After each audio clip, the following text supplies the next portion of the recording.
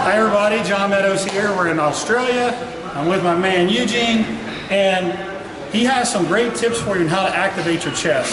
So if you have some problems feeling your chest and activating it, we're going to talk about that, and Eugene's also going to talk about how this can actually increase your health.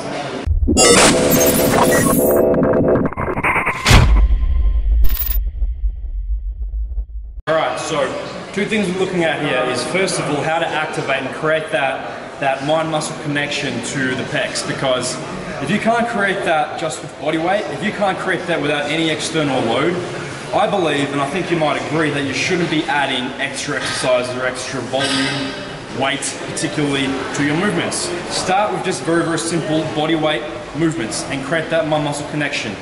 Now, on its own, is that going to cause growth? No, not at all. We do need to take that beyond and then integrate it into other exercises. What I'm also going to show you guys is a couple of activation drills that I like to do at the start of a workout if you're getting any pain when pressing, or if you feel any instability around the shoulder girdle when you're doing any kind of horizontal or incline pressing. So the first part I want to look at is how do we activate the chest in the first place. So what we need to look at is understand some really basic anatomy in terms of what the chest is, where it attaches on the body, and then what are some of its functions. So, do you need to know all the exact anatomical cues and functions of the pec? You certainly do not. All you need to know is that the pecs attach somewhere around here, on the sternum, around the ribcage area. And the other attachment site is up around here in the arm somewhere. Now, the goal when we're trying to get that chest activated is we want to bring those 2 points as close together as possible. Simple as that. That will create a mechanical position where the pecs will fire maximally. And again, just with body weight here, we're not going to cause a lot of growth. We're not going to stimulate much growth at all.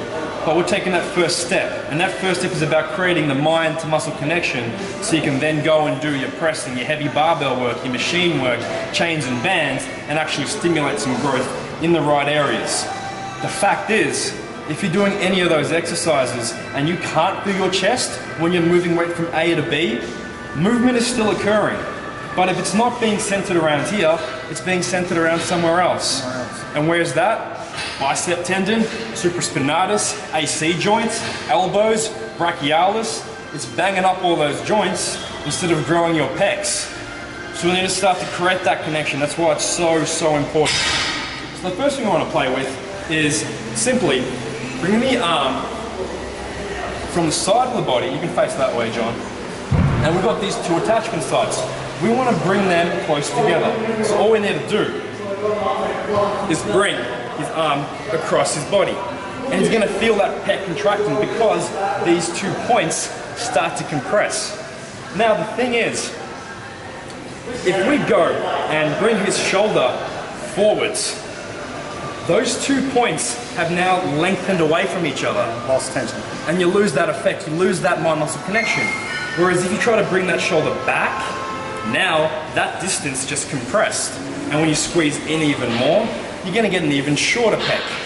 So this is just the first way to give you a sensation as to, wow, okay, that is my chest. That's what it feels like. Again, not going to grow much, but it's about that mind-muscle connection. So we start with this. Bring it across and just play. I want you to play with that humerus head or the top of the arm joints, that positioning forwards and backwards to feel those 2 attachment points coming in together closer and drifting away. Now, the next part, how do we supercharge this? Let's take that arm from here, pull the elbow back towards me over here. Now again, 2 points. We can get them super short if we bring his arm right across the body. You feel that? Super, right there up to that upper pec.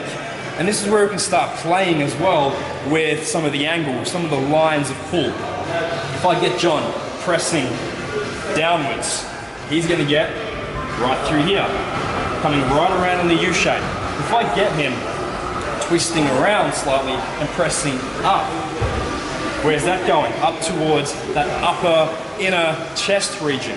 Is he isolating the upper inner chest? No, he's not. But he's getting that section maximally compressed and shortened by bringing those two attachment sites super close together. So hold that position. Now again, what are we thinking about? If that shoulder now drifts forwards, bang, chest gets deactivated. So we got to keep that shoulder packed in tight. So what would I do here? I would start a workout and just create that connection. Spend 5 minutes, 10 minutes at most, just going through some reps. Squeeze, contract, squeeze, contract. Play with that positioning in terms of rotating your arm inwards to really compress those middle fibers, those sternal fibers, to create that connection. That's the first part. Now we're going to get to actually training. Once you've felt that, we want to create some stability around the shoulder joint, and that's what we've got this rack for. So what I love to do before doing any pressing work is simply coming up to a rack like this, bring my arm up, and doing that exact same motion. So all I need John to do is face the machine and bring his arm across and step forward just slightly, and he's pushing his wrist into the rack at a very low intensity, like a 3 to 4 out of 10 contraction. And he's just squeezing. He's trying to get those 2 points close together to create that contraction on an isometric contraction for about 10 seconds. Then what he's going to do is we need to create stability, not just activation. So what stabilizes that shoulder joint?